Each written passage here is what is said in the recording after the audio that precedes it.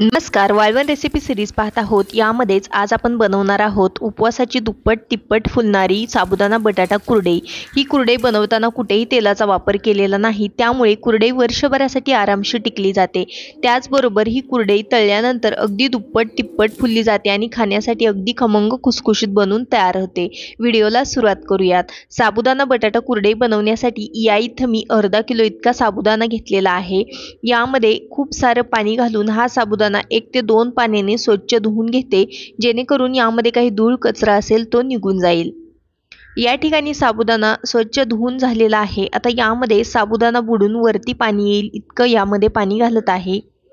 अगदी अर्धा इंच पाणीच वरती येत आहे, एवढंच पाणी मी यामध्ये साबुदाणा भिजण्यासाठी घालत आहे।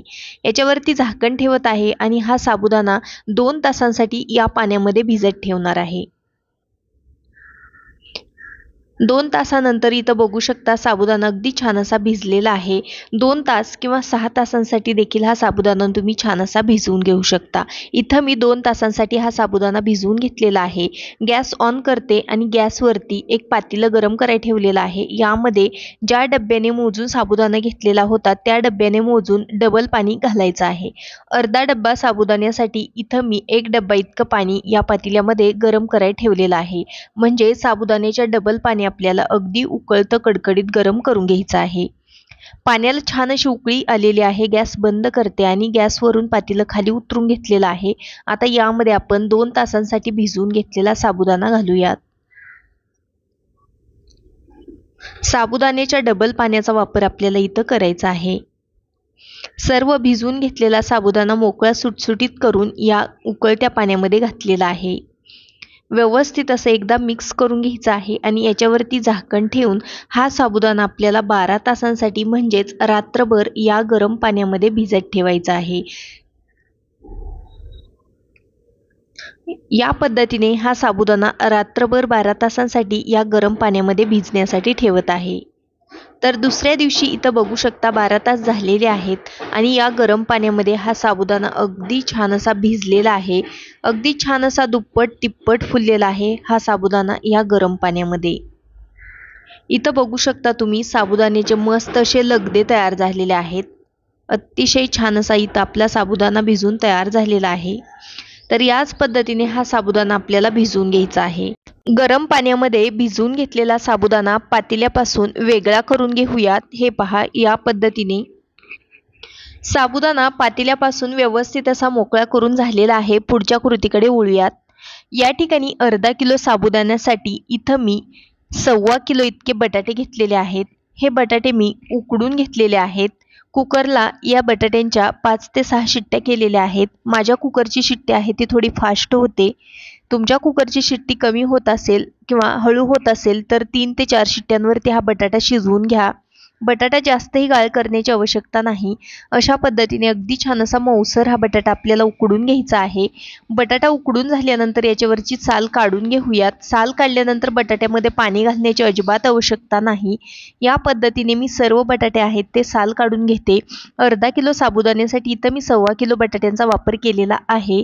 तुम्ही अर्धा किलो साबुदाण्यासाठी 1 किलो बटाट्याचा देखील इथं वापर करू शकता किंवा अर्धा किलो साबुदाण्यासाठी अर्धा किलो बटाट्याचा देखील इथं वापर करू शकता। काहीही फरक पडत नाही बटाटा कमी अधिक झाला तरी देखील। जर का बटाटा तुम्ही जास्त वापरला तर साबुदाणा कुरडई तळल्यानंतर थोडीशी लालसर दिसू शकते। त्यामुळे अर्धा किलो बटाट्यासाठी 1 किलो ते 1.25 किलो बटाट्यांचं प्रमाण परफेक्ट आहे। तर या ठिकाणी सर्व बटाट्यांची वरची साल काढून घेतलेली आहे। या ठिकाणी एक पातेलं घेतलेलं आहे आणि पुरण बारीक करण्याची चाळणी घेतलेली आहे। याच्यावरती बटाटा चिरून घातलेला आहे आणि अशा पद्धतीने एका पेल्याने हा बटाटा आहे तो अगदी व्यवस्थित असा बारीक करून घ्यायचा आहे। पेल्याऐवजी तुम्ही ग्लास किंवा तांब्याचा देखील इथं वापर करू शकता किंवा एखादं मॅशर देखील इथं वापरू शकता। याच पद्धतीने उरलेला बटाटा आपल्याला बारीक करायचा आहे। त्याचबरोबर आपल्याला बटाटा बारीक केल्यानंतर त्याच चाळणीमध्ये आपल्याला साबुदाणा देखील याच पद्धतीने बारीक करायचा आहे। तर अर्धा किलो साबुदाण्यासाठी या ठिकाणी 1.25 किलो बटाटे घेतले, ते व्यवस्थित असे उकडून घेतले, साल काढून घेतले आणि अशा पद्धतीने चाळणीने मी बारीक करून घेत आहे। इथं बघू शकता चाळणीमध्ये अगदी छान असा बारीकसर असा बटाट्याचा लगदा आपल्याला मिळत आहे। याच पद्धतीने हा बटाटा आपण बारीक करून घेऊयात। इथं बघू शकता आपण साबुदाणा देखील याच पद्धतीने आपल्याला बारीक करून घ्यायचा आहे। बटाटा अगदी पटपट बारीक होतो। साबुदाणा बारीक करण्यासाठी थोडासा टाइम लागतो, पण व्यवस्थित असा साबुदाणा देखील बारीक होतो। तर याच पद्धतीने साबुदाणा आणि बटाटा मी व्यवस्थित असा बारीक करून घेणार आहे। ही उपवासाची साबुदाणा बटाटा कुरडई बनवण्यासाठी अगदी सोपी आहे आणि कुठेही तेलाचा वापर केला नसल्यामुळे ही कुरडई अगदी वर्षभरासाठी आरामशीर टिकली जाते। अशा पद्धतीने एकदा कुरडई बनवली तर तुम्ही जेव्हा उपवास आहे तेव्हा ही कुरडई तळून खाऊ शकता।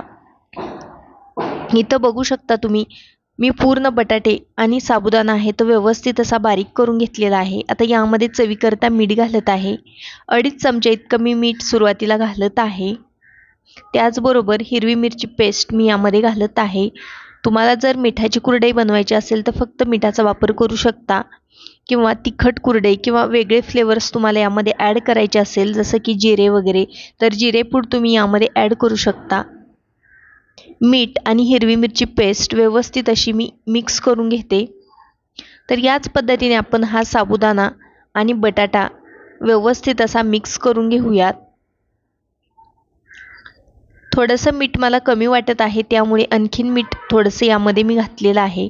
तर इथं मी व्यवस्थित असं साबुदाणा बटाटा हिरवी मिरची पेस्ट आणि मीठ आहे ते एकत्रित असं मिक्स करून घेतलेलं आहे। त्यानंतर तुम्ही इथं बघू शकता अशा प्रकारचं मिश्रण तयार झालेलं आहे। आता आपण कुरडई बनवण्यासाठी सुरुवात करूया। हे मिश्रण बनवल्यानंतर लगेच आपल्याला कुरडई बनवण्यासाठी घ्यायची आहे, नाहीतर हे मिश्रण आठरू शकतं, घट्ट होऊ शकतं, त्यानंतर कुरडई घालणं खरंच अवघड जातं। त्यामुळे मिश्रण बनवलं की लगेच कुरडई बनवायला सुरुवात करायची आहे। तर अशा प्रकारची इथं मी कुरडई बनवण्यासाठी साचा घेतलेला आहे। यामध्ये आपल्याला ज्या होलची प्लेट पाहिजे त्या होलची आपण यामध्ये प्लेट घालू शकतो आणि यामध्ये हे मिश्रण भरायचं आहे आणि आपल्याला कुरडई घालायची आहे। उरलेलं मिश्रण आहे ते झाकून ठेवूया जेणेकरून आठरलं जाणार नाही। यामध्ये साबुदाणा बटाटा आहे त्यामुळे तो लवकर आठरला जातो, त्यामुळे याच्या कुरडया आहेत त्या पटपट आपल्याला घालून घ्यायच्या आहेत। तर साच्यामध्ये छान असं मिश्रण भरून घेतलेलं आहे। आता आपण कुरडई घालण्यासाठी सुरुवात करूयात।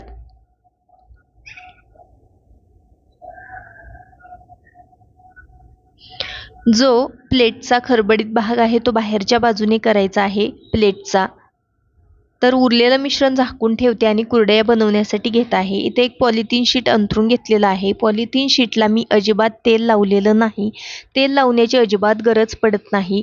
या पद्धतीने आपल्याला या कुरडया आहेत त्या घालून घ्यायच्या आहेत। बघू शकता कुरडईची तार आहे ती अगदी छान येत आहे। मस्त अशा कुरडया बनवून तयार होत आहेत। अर्धा किलो साबुदाण्यापासून आपण या कुरडया बनवत आहोत। बटाट्यांचं प्रमाण आवडीनुसार कमी अधिक करू शकता, बटाटा डबल वापरू शकता, त्यापेक्षा जास्त वापरला तर कुरडई तळल्यानंतर लालसर दिसू शकते। तर इथं बघू शकता मस्त अशा कुरडया बनवून तयार होत आहेत। याच पद्धतीने उरलेल्या सर्व कुरडया मी घालून घेते।